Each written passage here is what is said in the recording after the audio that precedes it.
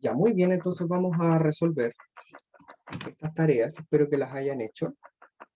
Sí, la última materia va a ser de series de Taylor.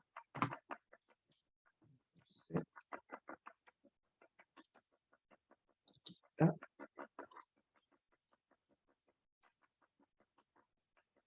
Entonces tenemos soluciones de las tareas que habíamos dado. Nos queda lo siguiente. Bueno, comenzamos trabajando con el criterio de la razón. Entonces, L es el límite cuando n tiende al infinito de a sub n menos 1, o sea, menos 1 a la n más 1, por x menos 5 a la n más 1, dividido en n más 1.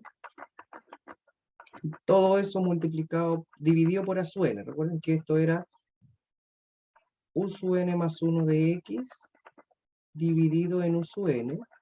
Entonces cuando uno divide por una fracción, uno invierte. Entonces esto pasa para arriba y esto queda en el denominador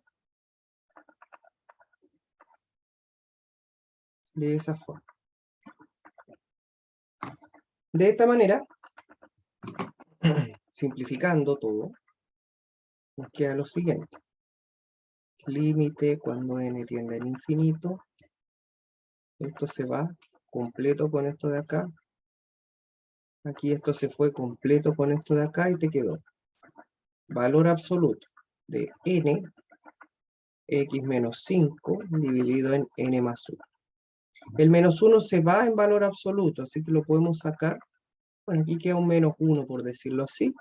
Y claramente al sacar el valor absoluto te queda valor absoluto de x menos 5, límite cuando n tiende al infinito de n sobre n más 1.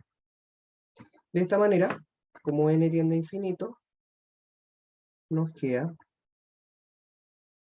límite cuando n converge, se va a infinito, n 1 más 1 sobre n. Simplificamos, esto tiende a 0, el límite en cuestión da valor absoluto de x menos 5.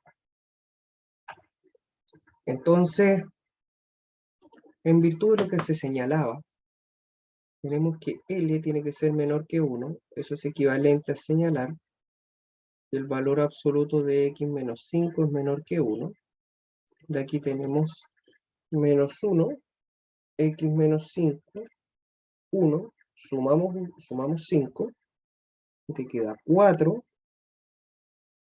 x, 6.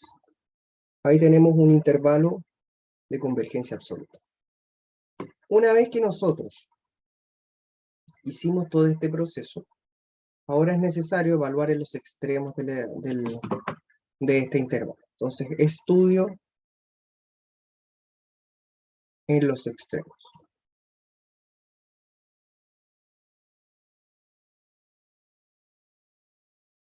Si x vale 4, ¿qué queda? F de 4, la serie, de n igual 1 a infinito, menos 1 a la n, 4 menos 5 a la n, partido por n. Entonces, nos estaría quedando sumatoria de n igual 1 al infinito, menos 1 a la n por menos 1 a la n dividido en n. Sí, convergencia absoluta por el valor absoluto. Y aquí te queda la suma de n igual 1 al infinito, de menos 1 a la 2n sobre n, menos 1 a la 2n, sale, queda 1 solamente. Sí, también se puede utilizar, pero solo en serie de potencia o si se está utilizando explícitamente el criterio para estudiar convergencia absoluta de series numéricas. Entonces, acá podemos sacar esto y les queda sumatoria de n igual a 1 infinito de 1 sobre n. Esta serie, si ustedes se fijan bien, es una serie de tipo, es una serie conocida, es una serie P. Y esta serie P diverge. ¿Ya?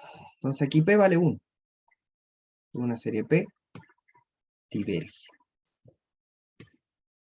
Estudiamos el otro extremo. Si X es igual a 6, f de 6, sumatoria, de n igual a 1 infinito, menos 1 a la n por 6 menos 5 a la n dividido por n. Esto sería sumatoria de n igual a 1 al infinito, de menos 1 a la n dividido por n. Esta serie, si nosotros la miramos bien, es una serie alternante.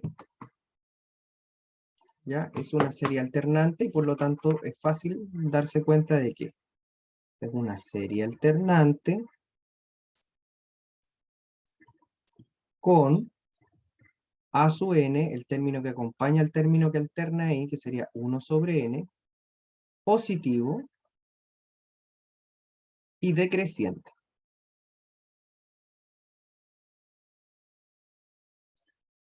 Además,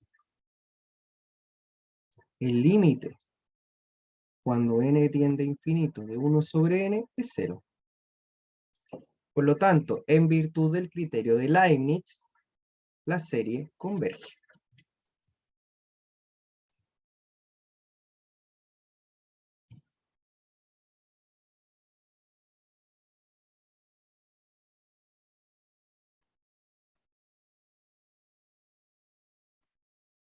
Converge. Ya. Entonces, en x igual 4 no lo puedo considerar porque ahí diverge, pero x igual 6 da una convergencia. Eso significa que el intervalo de convergencia de esta serie sería abierto en el 4, cerrado en el 6. ¿Ya? Esa es la primera tarea. ¿Ya? Esa es la primera tarea.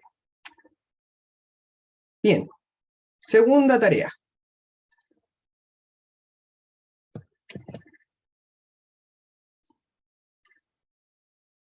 Segunda tarea. La tarea 2 consiste en esto que voy a señalar acá. Probar que ya, todo eso que ustedes están viendo ahí. Entonces, bueno, es fácil darse cuenta en lo siguiente. De la serie geométrica,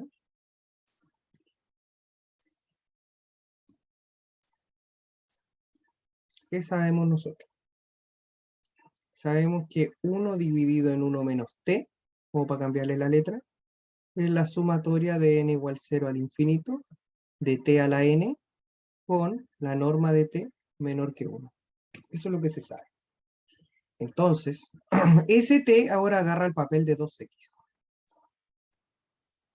Esto va a ser entonces la sumatoria de n igual 0 al infinito, de 2x a la n, y eso sería n igual 0 al infinito, 2 a la n, x a la n. ¿Ya? Rápidamente llegamos a la respuesta. Ahora bien, recordemos que t tiene que ser menor que 1 para que esto sea cierto. Además, t, que en este caso es 2x en valor absoluto, tiene que ser menor que 1. De ahí obtenemos claramente que para el intervalo de convergencia nos queda 2 valor absoluto de x menor que 1. De ahí tenemos entonces que valor absoluto de x menor que 1 medio. Y ahí finalmente llegamos al intervalo que correspondía a la convergencia. Por lo tanto, en conclusión,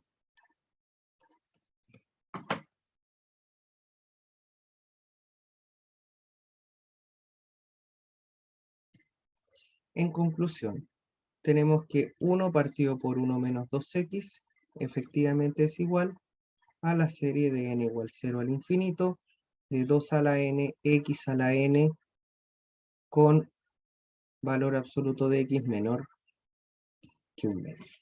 ¿Ya? Era una tarea cortita, pero era básicamente saber aplicar bien la serie geométrica para construir funciones. Ya. La tarea número 3. La tarea número 3 son 2 ejercicios. Estos 2 ejercicios son los siguientes. El primero dice probar la veracidad, de la siguiente igualdad que está dada ahí. Entonces, a ver. Lo primero que vamos a hacer es recordar lo siguiente. 1. Recordemos que 1 partido por 1 menos x es sumatoria de n igual 0 al infinito de x a la n para valor absoluto de x menor que 1. Si integramos término a término,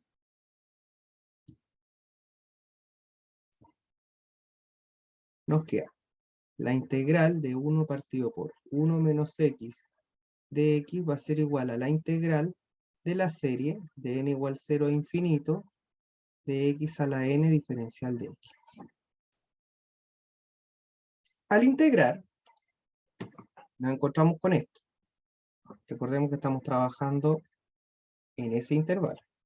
Esto de aquí es menos logaritmo natural de 1 menos x. En ese intervalo el argumento es positivo, no hay problema. Y aquí, como esta serie está bien definida en este intervalo, la integral puede ingresar y nos queda serie de n igual 0 al infinito de la integral de x a la n diferencial de x. Entonces al hacer esto te queda menos logaritmo de 1 menos x igual a la serie de n igual 0 al infinito de x a la n más 1, integramos término a término a la n más 1 y le ponemos una constante c de integración. Si nosotros observamos ya se empieza a aparecer casi, salvo porque ahí dice 1, ¿cierto? Y acá dice 0. Entonces lo que tendríamos que hacer es correr los índices, fíjense. Menos logaritmo natural de 1 menos x es sumatoria de n igual 1 al infinito. Al hacer corrimiento de índices lo que estamos haciendo es aplicar la propiedad del reloj, es decir, sumo acá, resto acá, en donde hay n. Aquí sumé 1, allá resto 1, entonces te queda eso, más c. Ahora, esto es válido para x menor que 1.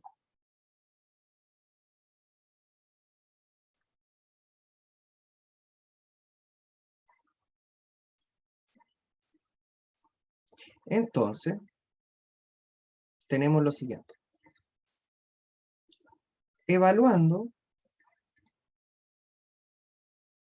en x igual 0, tenemos que buscar un valor que nos permita evaluar para obtener esa constante. Nos queda lo siguiente. Menos logaritmo natural de 1 es igual a la sumatoria de n igual a 1 al infinito. Como x vale 0, te queda 0 más c.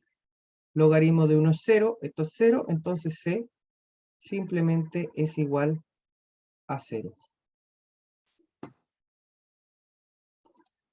De este modo,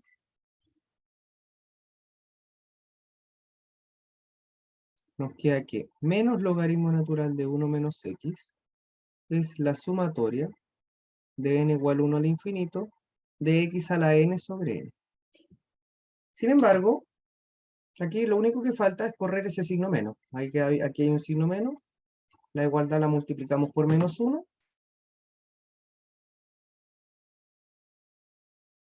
Las constantes las juntamos todas en una sola, y esa constante la dejamos en el lado derecho. Simplemente eso. Es como que en estricto rigor al lado izquierdo aparece una C1 y al lado derecho aparece una C2. Entonces ahí listo. Se juntan esas dos, te queda C1 menos C2 igual a C. Simplemente eso. Ese paso uno no lo pone en general. Te queda logaritmo de 1 menos x igual a la sumatoria de n igual a 1 al infinito, al multiplicar por menos 1 sale un signo menos, de x a la n sobre n.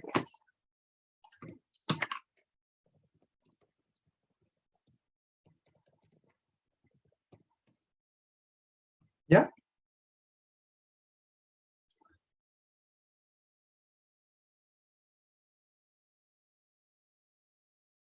Ok. Esa es la primera parte de la tarea. Y la segunda parte de esta tarea 3 era demostrar que esta función phi, ¿ya? Que es la suma de n igual 0 al infinito de x a la n dividido por n factorial, es una solución de esta ecuación diferencial que está acá. Y te piden demostrar además que phi de x efectivamente es la exponencial. ¿Ya? Bien, entonces fíjense bien lo que vamos a hacer. A ver. La parte 2. Te dan una función phi, es esta serie. En la primera parte te piden probar que phi' de x es igual a phi. Solución. Bueno, primero, cuando uno deriva término a término hay que tener cuidado, porque muchas veces los índices se corren. ¿Ya?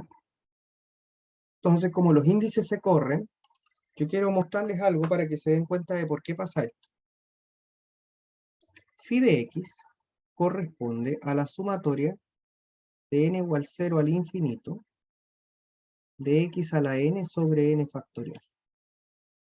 Sin embargo, si yo empiezo a expandir esta sumatoria, te queda 1 más x cuadrado sobre 2 factorial más x al cubo sobre 3 factorial, y así sucesivamente yo puedo seguir expandiendo cada uno de los términos. De esta forma, al momento de derivar, fíjense lo que sucede. Este término desaparece y te queda solo x. Y después te queda 2x sobre 2 factorial, 3x cuadrado sobre 3 factorial, y así para el término n, nx a la n menos 1 sobre n factorial, y así sucesivamente continuamos el proceso. Por lo tanto, el término para n igual 0 desaparece y queda solamente el término para n igual 1. De hecho, esa x no es x, sino que la derivada de x es 1. ¿Sí? Es 1, ahí sí.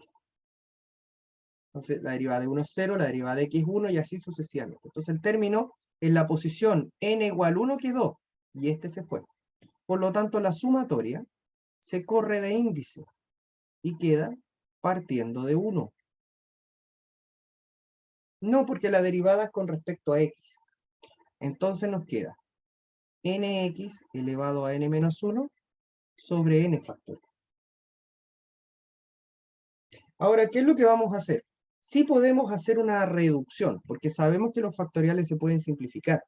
Entonces esto lo podemos observar de la siguiente forma, como n igual 1 al infinito, de nx elevado a n menos 1, y abajo tenemos n menos 1 factorial por n. Entonces podemos simplificar, y les queda phi' de x igual a la sumatoria de n igual 1 al infinito, de x a la n menos 1 sobre n menos 1 factorial. Ya, ok.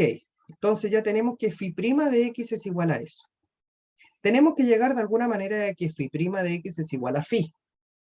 Phi es la suma partiendo de 0 al infinito de todo esto. Entonces, lo que podemos observar es que aplicando la propiedad del reloj,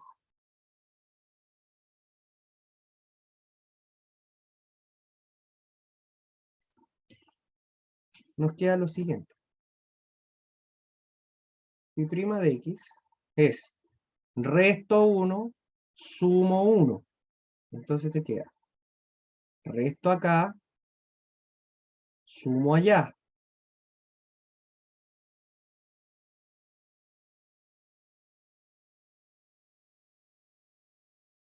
Ya ahí podemos observar de que la serie nos queda de la siguiente forma. N igual 0 al infinito, x a la n sobre n factorial. Pero resulta que esta serie que está aquí es la misma que la original phi. Por lo tanto, esto que está acá es igual a phi, y por lo tanto tenemos que la derivada de phi es igual a phi. Ahí tenemos entonces resuelto el ejercicio. Bien, ahora después la segunda parte dice que demostremos que la función phi en realidad es la exponencial. Bueno, a la parte B, la pregunta del millón. Si phi' es igual a phi, ¿qué función al derivarla me da la misma? La exponencial. La exponencial. Por lo tanto, es fácil observar que phi va a ser c sub 1 por e a la x, ¿cierto? Porque de hecho, siendo súper generales, no es solo la exponencial, sino que c sub 1 por e a la x, donde c sub 1 es una constante real. Si yo derivo esta función, queda la constante por la exponencial, que es siempre la misma, ¿no? Eso es lo más general. ¿Qué función al derivarla te da la misma? C, una constante por la exponencial. Ok. Ahora, el tema es el siguiente. ¿Qué pasa cuando x vale 0?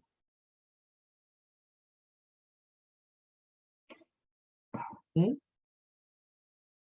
Si x vale 0, e a la 0 es 1, ¿cierto? Y además,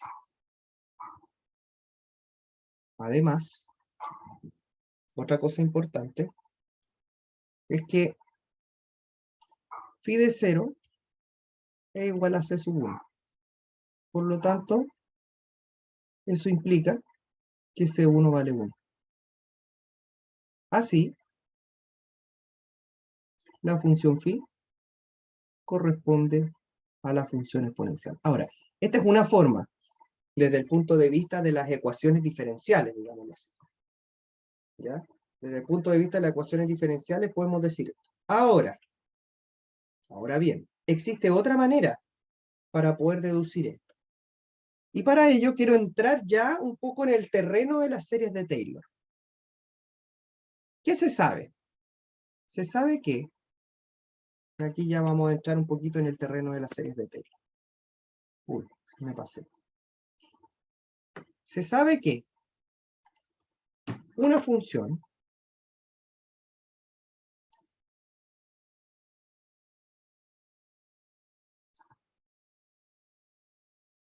puede ser representada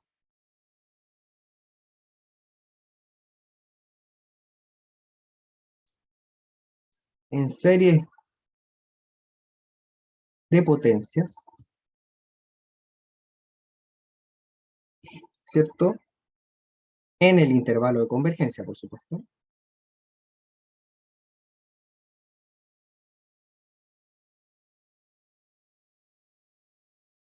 De la siguiente manera. Esto es lo que se sabe.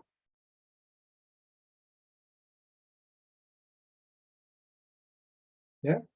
Esto que voy a poner acá es lo que se sabe.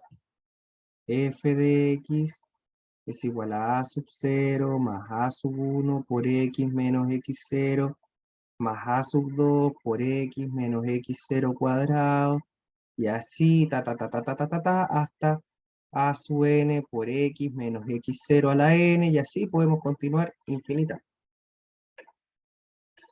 ¿Ya? Entonces, fíjense bien, yo voy a empezar a derivar esta igualdad. Voy a empezar a derivarla n veces. La primera derivada F1 que le voy a poner, de otra notación que se utiliza, queda A1 más 2A2, x menos x0, más 3A3, x menos x0 cuadrado, y así hasta n a n, x menos x0 a la n menos 1. Y así continúa. Entonces, ¿qué pasa si yo evalúo esto en x0? Evaluando en x igual a x0, ¿qué va a suceder? Todos los términos que contienen x0 se van a ir a 0, porque x menos x0 va a ser 0. Entonces nos va a quedar que la primera derivada en x0 va a ser igual a sub 1. Voy a volver a derivar la igualdad. Derivando nuevamente.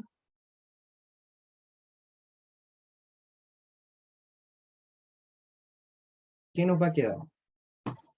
Vuelvo a derivar. Nos queda f2. Queda. El a1 se va.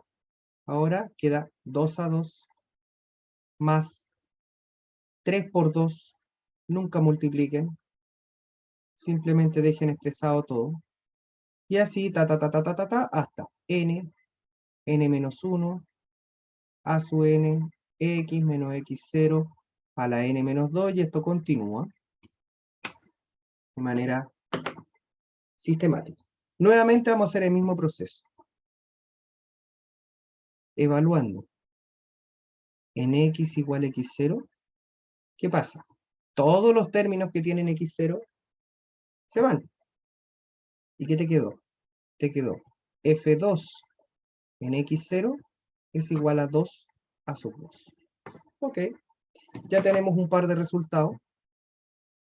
Ahí tenemos f1, ahí tenemos f2.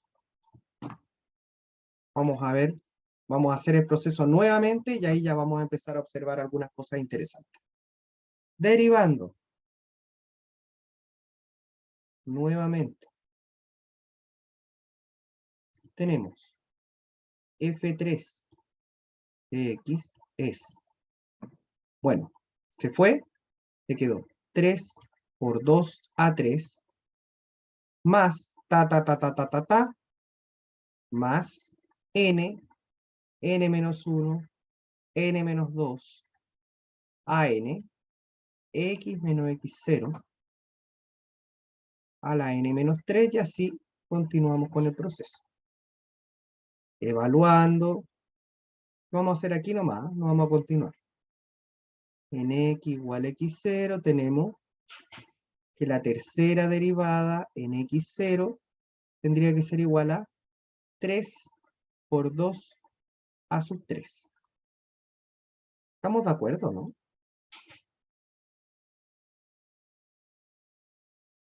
¿Sí? Entonces ya podemos empezar a observar un resultado. Algo está sucediendo en la medida que hacemos este proceso de manera iterativa, porque observando la situación,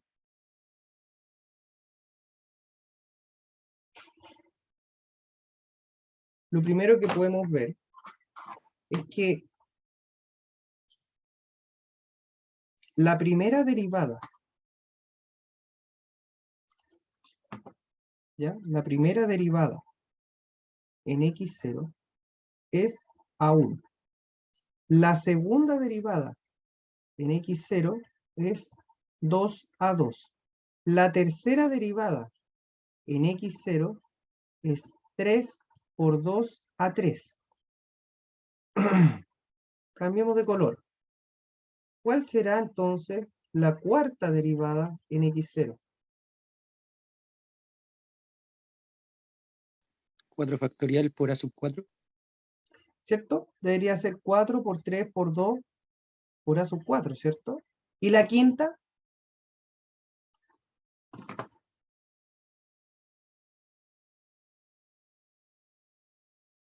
¿Cuál debería ser? Lo mismo pero agregando el 5. Exactamente. Por lo tanto, es fácil observar y que aquí hay un 2 factorial a 2 acá hay un 3 factorial a 3, acá hay un 4 factorial a 4, acá hay un 5 factorial a sub 5, y de aquí podemos irnos hasta la derivada de orden n, en x0, para sacar este a n, y debiera ser n factorial por a n, ¿o no? ¿Sí o no?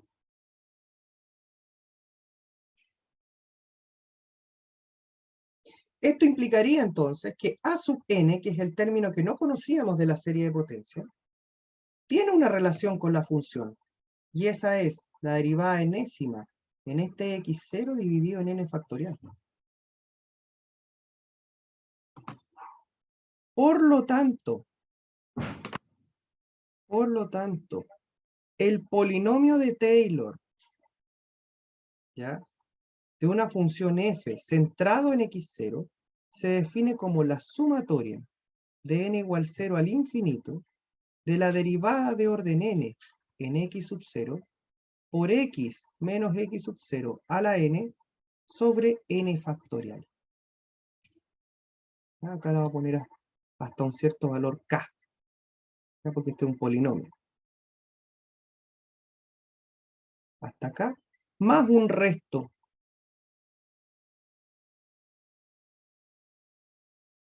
Esto que está aquí, ¿ya? Esto que está aquí, es lo que nosotros conocemos como el polinomio de Taylor.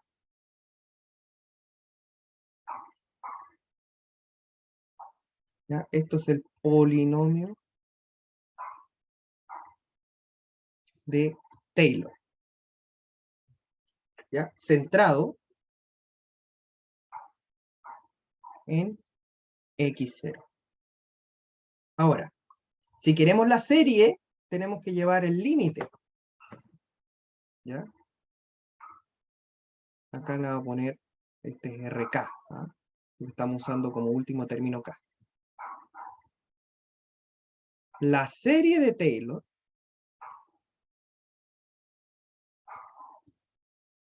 en la serie de Taylor, el resto tiende a 0 cuando k tiende a infinito. ¿Ya? Por lo tanto, ahí la función converge a la serie, en el intervalo convergencia, por supuesto, que habíamos hablado, y esto se transforma nada más ni nada menos que la serie de n igual 0 al infinito de la derivada de orden n en x0 por x menos x sub 0 a la n, todo eso dividido por n factorial. Esta que está aquí, que ustedes están viendo acá, se conoce como la serie de Taylor. ¿Ya? Esta es la famosa serie de Taylor. ¿Ya? Siempre se habla de la serie de Maclaurin. En realidad la serie de Maclaurin es la misma, pero ese x0 vale 0. La serie de Maclaurin es la misma que la de Taylor, pero centrada en x sub 0 igual a 0. Es decir, la serie de Maclaurin sería la serie de n igual 0 al infinito de la derivada de orden n en 0 por x a la n sobre n factorial. ¿Ya? Esa sería la famosa serie de Maclaurin. Maclaurin también, depende de quién. ¿Ya? Esta es Maclaurin. Esta es la famosa serie de Maclaurin. Bueno, Maclaurin, ¿por qué se llama así o Taylor? Porque esos matemáticos encontraron una fórmula para poder representar funciones mediante serie de potencia. ¿Ya? Esta es la famosa serie de Maclaurin. ¿Ya? Serie de Taylor. Y acá tenemos la serie de Maclaurin. Entonces, como les decía, existe otra forma de poder demostrar, sin pasar por la idea de la ecuación diferencial propiamente tal, de que esta función corresponde a la exponencial. Y ese camino va por acá. Entonces, fíjense, nosotros vimos en el ejercicio que la función phi, que era la respuesta del problema, en el fondo era igual a e a la x. De esa forma, entonces podemos notar lo siguiente. Si asumimos cierto lo anterior, su representación en serie de potencias centrada en cero